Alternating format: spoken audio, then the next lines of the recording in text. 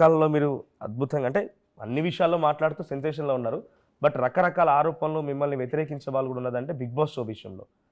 'Big boss' show విషయంలో before thought ఇటీవల కాలంలో పొలిటీషియన్స్ కూడా వెళ్తున్నారు 'బిగ్ బాస్' షోలకి. దువ్వాడ మాధురి గారు వైసీపీలో ఉన్నారు. తను 'బిగ్ బాస్' షో పాలిటీషియనా? రాజకీయాల్లో ఆమె ఉన్నారు. పాలిటీషియనా? వైసీపీ పార్టీలో ఉన్నారు కదా! ఆయన ఉన్నాడు, ఆయన లేదు కదా. ఆమె కూడా కార్యకర్తగాను ఆ స్థాయిలో తిరుగుతుంది. సరే సరే మరి కంటిన్యూ. ఒక్కసారి మీ గురించి దువ్వాడ శ్రీనివాస్ గారు మాట్లాడుకొచ్చారు. మా ఆర్టీవీ వేదికగా ఆయన మాట్లాడుకొచ్చిన మాట ఒకటి చూపించడానికి మళ్ళీ క్వశ్చన్ రైజ్ చేస్తా. ఒకసారి దువ్వాడ శ్రీనివాస్ ఏం మాట్లాడో చూడండి అక్కడ. విన్నా. నారాయణరావు గారు కూడా బిగ్ బాస్ని విమర్శించడమే కాదు, దాన్ని విమర్శించడమే కాదు, నాగార్జునను కూడా విమర్శించారు. తప్పు చాలా తప్పు చేస్తున్నారు మీరు. నాగార్జున వెరీ నైస్ పర్సన్, అతను ఎవరి జోలికి పోలేదు, ఆయన వ్యాపారాలు ఆయన చేసుకుంటున్నాడు. బిగ్ బాస్ హౌస్ గురించి మాట్లాడుతున్నాం. సినిమా హాళ్ళకి ఆడామగా కలిసే వెళ్తున్నాం కదా. మార్నింగ్ షో చూస్తే ఎక్కువ మంది స్టూడెంట్సే బ్యాగ్లు వేసుకొని ఫస్ట్ మార్నింగ్ షోకి వెళ్తున్నారు. అక్కడ ఏం జరుగుతుంది అన్నది, ఎందుకు ఆ పిల్లలు వెళ్తున్నారు అన్నది ప్రతి తల్లిదండ్రికి కొంతమంది చూస్తున్నాం మనం. సినిమాలు బ్యాన్ చేసేద్దామా? యూనిసెక్స్ సెలూన్స్ ఉన్నాయి, బ్యాన్ చేసేద్దామా? ఆడామగా లేకుండా ఎక్కడ ప్రపంచంలో ఏ వ్యవస్థ నడుస్తుంది అవన్నీ బ్యాన్ చేసేద్దామా? ఆఫీసులు బ్యాన్ చేసేద్దామా? రైట్. నారాయణ గారు ఆ కెమెరా చూడండి. ఇంకొక విషయం, ఇది ఒకటే కాదు, ఇంకా కంటిన్యూషన్ ఆయన చాలాసార్లు మాతో మాట్లాడుతూ ఫోన్ లైన్లో కూడా నారాయణ గురించి నాకు కొత్తగా చెప్పాలని రాజకీయం తెలియదా నాకు, ఆయన ఏదో డబ్బులకు ఆశపడి చేస్తారు కానీ ఇలా విమర్శించడం ఆయన కొత్త ఏం కాదన్నట్టు విమర్శించారు మిమ్మల్ని. ఆయన కామన్ల కళ్ళకి లోకం అంతా పచ్చగా ఉంటుంది. ఆయన స్వానుభవం, వ్యక్తిగత జీవితం దాన్ని రిఫ్లెక్ట్ అయ్యే పద్ధతిలో మాట్లాడాడు పాపం. ఆయన పర్సనల్ జీవితం ఎంత తెలుసు కదా, నాకు కూడా తెలుసు వాళ్ళ దీని. నేను బిగ్ బాస్ని విమర్శించడం, నాగార్జున విమర్శించడం అంటే ఫస్ట్ ఇనాగ్రల్ అప్పుడు మీరు చూడండి, విజువల్స్ చూడండి. ముగ్గురు హీరోయిన్లు, పాత హీరోయిన్స్ ముగ్గురు ఫోటోలు పెడతాడు. ఒక హీరోని పిలిచాడు, సమ్ బాబ్జీ ఎవరు హీరో. పిలిచి ఏ అమ్మాయితో ముద్దు పెట్టుకుంటావు, ఏ అమ్మాయితో డేటింగ్ చేస్తావు, ఏ అమ్మాయితో పెళ్లి చేసుకుంటావు అని అడిగాడు. అతను ఏమన్నా అంటే ఈ అమ్మాయిని ముద్దు పెట్టుకుంటా, ఈ అమ్మాయితో డేటింగ్ చేస్తా, ఈ అమ్మాయిని పెళ్లి చేసుకుంటా అన్నాడు. Is it the culture? అంటే ఒకడు ముగ్గురు అమ్మాయిలను ఎంగేజ్ చేయడానికి ఉపయోగపడే పద్ధతిలో పబ్లిక్ సంకేతం పంపిస్తే, సంకేతం ఎవరు దగ్గర పంపిస్తున్నారు? నాగార్జున అడుగుతున్నాడు. నాగార్జున ఎవరు? అఖిల నాగేశ్వర కొడుకు, పాపులర్ యాక్టర్, ప్రజల్లో మనలో ఉంది. అలాంటి పాపులర్ యాక్టరు నైతికంగా దిగజారిపోయే పద్ధతుల్లో ఆ షో చూపిస్తే ఏమంటారు చెప్పండి దాన్ని? అది ఒకటి. రెండవది, లోపల ఏంటి? అక్కా చెల్లెలు కాదు, అన్నా చెల్లెలు కాదు, భార్యాభర్తలు కాదు, మంచి పిట్టపెట్లాడేటువంటి వయసులో ఉన్నవాళ్ళు, యువకులు 50 మంది 100 మంది తీసుకెళ్ళి ఒక గుహలో పడేసి 100 రోజుల పాటు మీరు తినండి చేసుకొని వదిలిపెట్టిన తర్వాత ఏమంటారు దాన్ని చెప్పండి? నేను అదే చెప్తున్నా. మీ ఊరిలో మీ ఇల్లు పెద్దదిగా ఉంటే ఒక 10 మంది అమ్మాయిలు అబ్బాయిని తీసుకొని మీ ఇంట్లో పెట్టేసి తాళం వేసి బయట కూర్చున్నామంటే మీ ఊళ్ళో ఏమంటారు? ఇదేదో బ్రోతల కంపెనీలాగా అనుకుంటారు. ఆ బ్రోతల కంపెనీ నువ్వే నడిపిస్తా ఉంటారు మళ్ళీ. అంటారు లేదా చెప్పండి? ఇదే చెప్తున్నాను కూడా. మరి అదేం పని పాట లేదు. నేషనల్ వేస్టేజీ, యువకులు బయట వస్తారు కొన్ని పనులు చేసుకుంటే ఉపయోగపడేది. వాళ్ళ నేషనల్ వేస్టేజ్ చేస్తున్నావు, వాళ్ళకి ఏమి సంబంధం లేని దిశ లోపల పెడుతున్నావు. ఏమి నేర్చుకుంటారు అక్కడ వాళ్ళు? అంటే సోషల్గా ఎట్ట బిహేవ్ చేయాలంటారు. చాలా మంది దాంట్లో వెళ్ళడానికి, దాంట్లో పార్టిసిపేట్ చేయడానికి, దాని ద్వారా పాపులారిటీ వస్తే ఎగబడుతున్నారు కదా. ఉండొచ్చండి. ఇప్పుడు రెడ్ లైట్ ఏరియాలో చాలా ఎగబడుతుంటారు. అదే కరెక్ట్ అమ్మా చెప్తావా?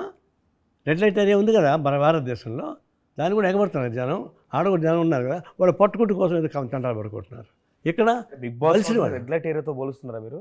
డెఫినెట్గా వాళ్ళేమో పట్టుకూటు కోసం బాధపడుకుంటూ వాళ్ళ పనులు చేస్తారు. వీళ్ళు తిన్నది అరగకుండా లోపల కూర్చొని చేస్తున్నారు. ఏమంటారు చెప్పండి? ఏమీ సంబంధం లేని యువకులు తీసుకెళ్ళి ఒక గుహలో పడేసి 100 రోజుల పాటు మీరు ఇక్కడ ఉండండి అంటే ఏంటి? పిల్లకాయలు బయలాజికల్ ప్రాబ్లమ్స్ ఉండవా? ఏమి మానవ అతిథులా? ఏం చేసుకుని తెలుదా?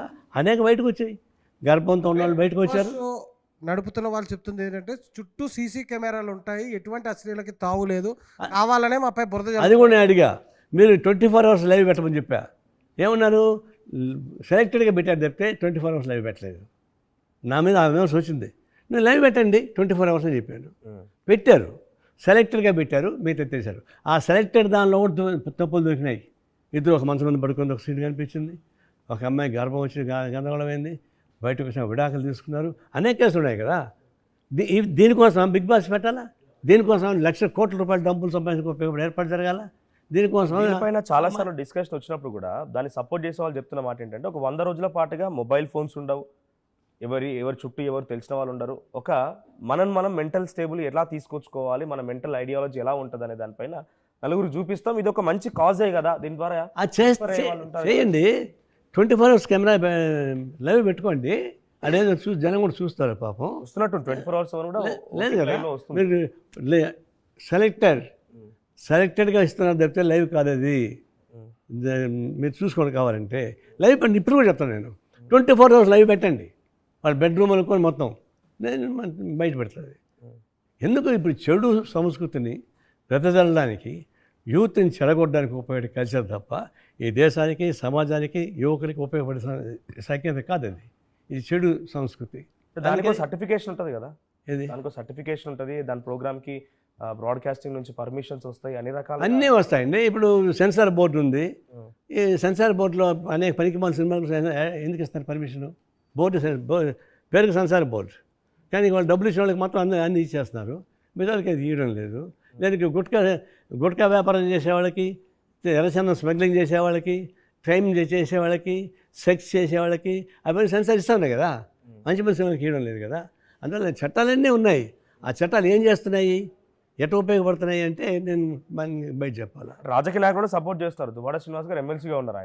ఆయన ఎవరైనా బిగ్ బాస్ షో పేరు ఎత్తినా, లేకపోతే తన కంటెస్టెంట్ తనకు సంబంధించి తప్పదు, మాధురి పేరు ఎత్తినా నాలుక చీరేస్తా కూడా ఆయన సపోర్ట్ చేయక తప్పదు.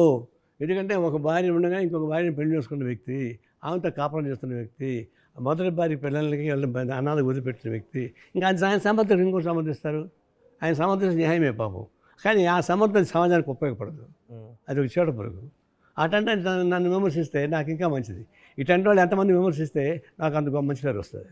నారాయణ గారు, దువ్వాడ శ్రీనివాస్ మీ మీద ఇంకొక ఆరోపణ కూడా చేశారు. శ్రీకాకుళంలో విద్యుత్ ప్లాంట్ పోరాటంలో మీరు వెళ్ళి గేట్ ఉందన్నారు ఒకరోజు, 2-3 రోజు తర్వాత నుంచి మీరు కనపడలేదు, ఆ ప్లాంట్ వాళ్ళ దగ్గర నుంచి మీరు డబ్బులు తీసుకున్నారని ఆరోపించారు. ఇదే స్టూడియోలో ఏమంటారు మీరు? అదే కామన్ల గంటకు లోకంతా పచ్చగా ఉందని చెప్పేసి అని అంటారు. కానీ నిజంగానే ఆ విధంగా నేను చేసి ఉండుంటే నేను ఈ ఉద్యమాలు కొంత అయ్యేవాడినా, నన్ను ఎక్కడ నన్ను క్వశ్చన్ చేసేవాడు కాదా? నాకు మోరల్గా నాకున్న ప్రాబ్లం కాకుండా ఇచ్చినోడు ఊరుకుంటాడా? నేను అనేక చోట్ల ఫైట్ చేస్తున్నా, అనేక మందితో ఫైట్ చేస్తున్నా. మరి వాడు చెప్పుకోడా వీటి అది డబ్బులు తీసుకున్నాడా అని చెప్పడా? ఏమన్నా వచ్చిందా? నేను ఇన్ని 50-60 ఏళ్ళకి ఫైట్ చేస్తున్నా, అనేక కాంట్రవర్సీలు ఉన్నాను. కానీ ఎక్కడ నన్ను దుర్మార్గుడు అని చెప్పిన వాళ్ళు ఉన్నారు, తను దౌర్జన్యం చేస్తా అని చెప్పిన వాళ్ళు ఉన్నారు, నోరు దురుసు అని చెప్పిన వాళ్ళు ఉన్నారు, కానీ డబ్బులు తీసుకున్నా అని చెప్పిన వెళ్ళలేరు. ఇంతవరకు వెళ్ళలేరు. ఉంటే చూపిస్తామని చెప్పండి. ఎక్కడ ఒక్క చోట నేను తప్పు చేసి ఉంటే కూడా ఈ ఉద్యోగం వరకు పెట్టింది నాలాంటి వాళ్ళు దొరికితే ఇంకా వాళ్ళకి ఆడుకుంటారు వాళ్ళు.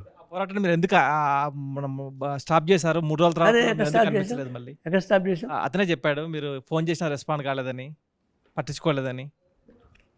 నేనే స్టార్ట్ చేయలేదు, ఆపలే. ఫస్ట్ ఒకసారి పోయినాం, గవర్నమెంట్ ల్యాండ్ బోర్డు పెట్టినాడు, దానికి కంప్లైంట్ ఇచ్చినాము, గవర్నమెంట్ తీసేయలేదు. 2 నెలల తర్వాత మళ్ళీ పోయాను, మళ్ళీ గోడ అట్లే ఉంది, నేను పగలగొట్టాను. పగలగొట్టిన తర్వాత మరి ఓనర్ నా మీద కేసు పెట్టాలా, పోలీసులు నా మీద కేసు పెట్టాలా? పెట్టలేదు కదా. ఓపెన్గా బహిరంగంగా దాన్ని పగలగొట్టి వస్తే ఓనర్గా ఉండేవాడు నా మీద కేసు పెట్టాల, గవర్నమెంట్ కేసు పెట్టాల. అర్థం ఏంటి? గవర్నమెంట్ ల్యాండ్ని కబ్జా చేయడానికి ఒక ట్రై చేస్తున్నాడు బలమైన వాడు, వాళ్ళు దొంగ చదువుకుంటే కూర్చున్నారు. దాన్ని నేనే వెనక్కిపోలే, అడ్రస్ రాజీపడలే. చెప్పండి. నారాయణ గారు సుదీర్ఘమైన రాజకీయ నాయకుడు మీరు. సో ప్రత్యక్ష రాజకీయాల్లో చాలా తక్కువ మీ పార్టిసిపేషన్ ఉన్నా కూడా ఎప్పటికప్పుడు ప్రజల్ని ఉత్తేజపరచడంలో లేకుంటే ప్రశ్నించడంలో ఉన్నారు. ప్రత్యక్ష రాజకీయాలు ఉన్నా, ఒకసారి పోరాటంలో ఉన్నాను, ఒకసారి కంటెస్ట్ చేసింది పవర్ పాలిటిక్స్. అది ఎన్నికలు అయితేనా? ఎన్నికల్లో నేను ఆర్గనైజేషన్ అయితే ఇప్పుడు మీరు డిప్యూటీ సీఎంగా ప్రజల చేత ఎన్నుకోబడ్డ ఆయన ఎమ్మెల్యేగా ఫస్ట్ అయితే, ఆ తర్వాత ఆయనకున్న అవకాశాలు బట్టి డిప్యూటీ సీఎం అయ్యారు. ఆయన బర్తరఫ్ చేయాలని కూడా నేను డిమాండ్ చేశారు. పవన్ కళ్యాణ్ ఎందుకు బర్తరఫ్ చేయాలంటారు? అదే చెప్తున్నా. ఆయన ప్రజలకు అకౌంటబిలిటీ, తర్వాత రాజ్యాంగానికి అకౌంటబిలిటీ ఉన్న వ్యక్తి. ఆయన ప్రమాణం స్వీకారం చేసినప్పుడు రాజ్యాంగాన్ని మేము కాపాడుతామని చెప్పేసి ప్రమాణం చేశాడు.